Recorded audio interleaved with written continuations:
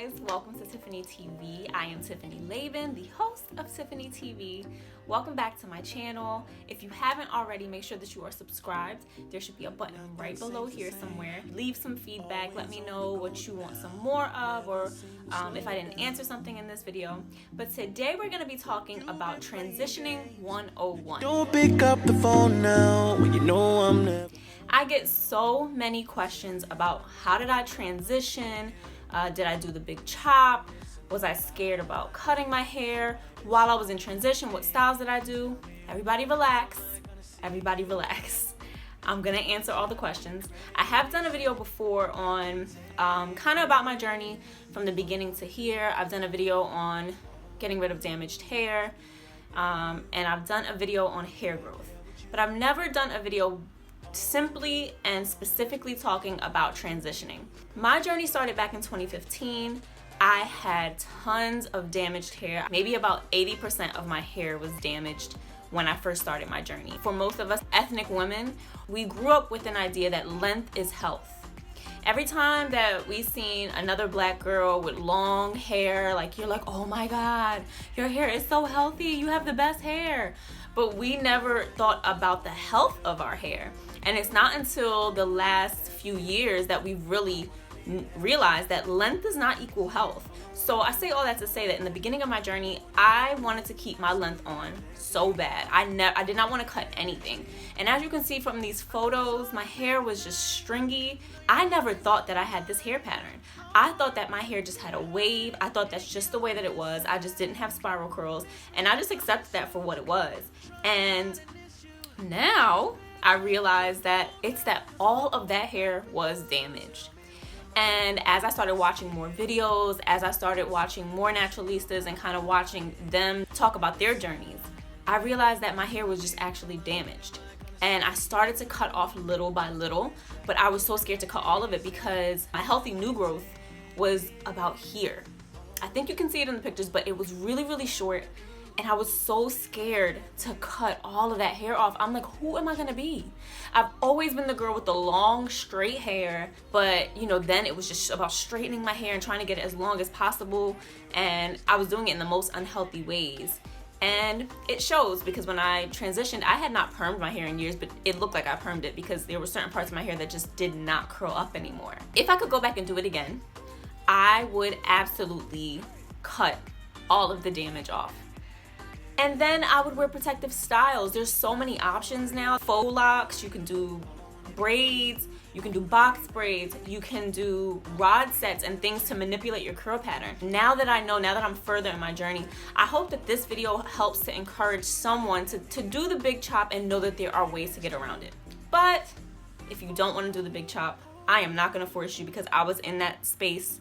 And before I could see all the possibilities, I know that I was very fearful of cutting all that hair off. And so if you are transitioning slowly, here are some hairstyles that you can do and some things that you can do along the way. But I definitely say make sure that you're getting regular haircuts to get some of that, more and more of that damaged hair off. For my transitioning naturalista, I would say one of my favorite hairstyles were rod sets. I love doing rod sets because I could manipulate my curl pattern and they would come out big and fluffy. Because I love length, I don't do all of my hair around one part and curl it up. I wrap it around going down the rod, and then I make sure it's spirally at the end, and then I close it. And what that does is allow it to dry. Once you sit under the dryer, it allows it to dry elongated. You're not having it all up here, so it's not gonna be super short once you take it out. It's gonna have some length. And that's a way to manipulate your ends because usually all your damage is towards the end of your hair. So putting it around that rod is gonna give you that spirally look. Another hairstyle that I used to do and that I still do is twist outs. Twist outs, the same thing. I did not like to do regular twist outs without my rods at the end because again, my hair was damaged, so there was no spiral that was coming out of that. So I would do the regular twist out at the top, and then when I got to the bottom, I would add a rod just like you see here in this video.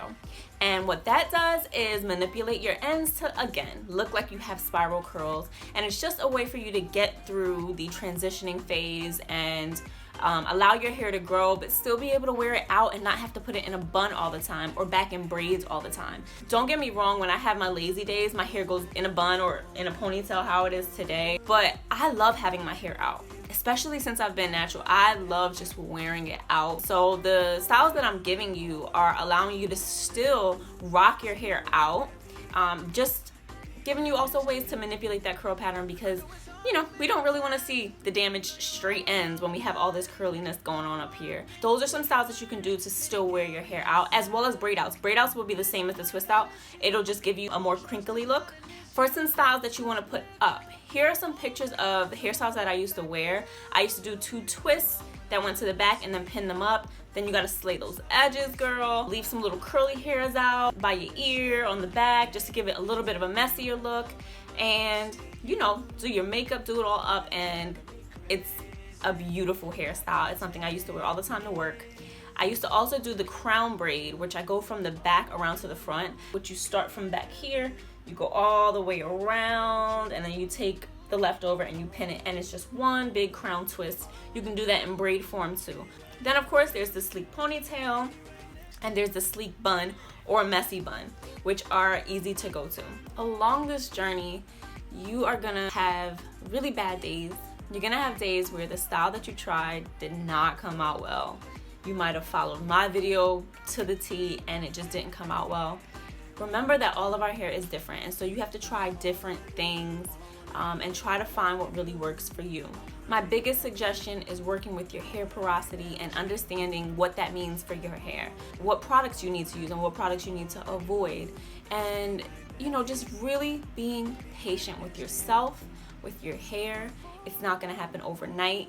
I started back in 2015, and really it wasn't until 2016 that I really started to see the major changes in my hair, and it wasn't until 2017 that I got rid of all that damage and really started to see my hair flourish. Since then it's just been trims and keeping up with my hair, but the biggest thing that I had was patience. There were a lot of tears along the way. There's a lot going on with your self-esteem, because to go from having your hair straight and flowy all the time to natural curly hair that takes off like 7 inches of your hair and doesn't always work until you figure out your perfect regimen, along the way it can be very stressful. But I create these videos because I hope that they'll help you, that they'll encourage you, that there is light at the end of the tunnel, and it is worth it. I would not exchange my journey for anything in the world. I would not go back to straightening my hair. I really wouldn't.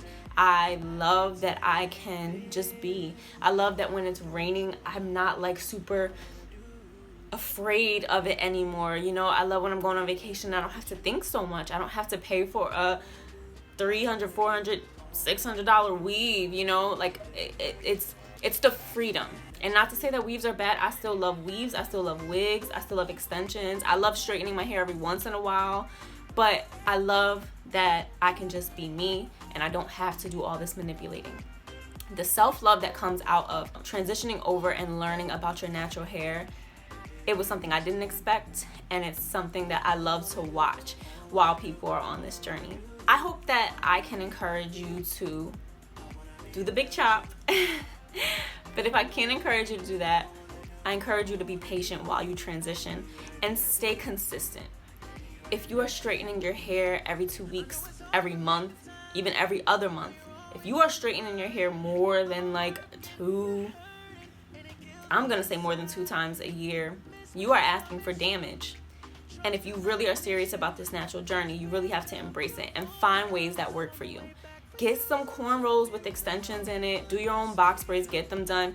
Do what you need to do to stay consistent. Keep that heat off your hair as long as you can, because that is the way that you're going to see results in the fastest way possible, is by staying consistent.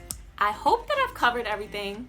I think that I've covered everything. If not, please leave some questions below about things that maybe I didn't cover about transitioning. Thank you so much for tuning into Tiffany TV again. And until next time, keep living in love, in light, and in your truth. Mwah. Bye, guys. Be right next to you. Wait a minute.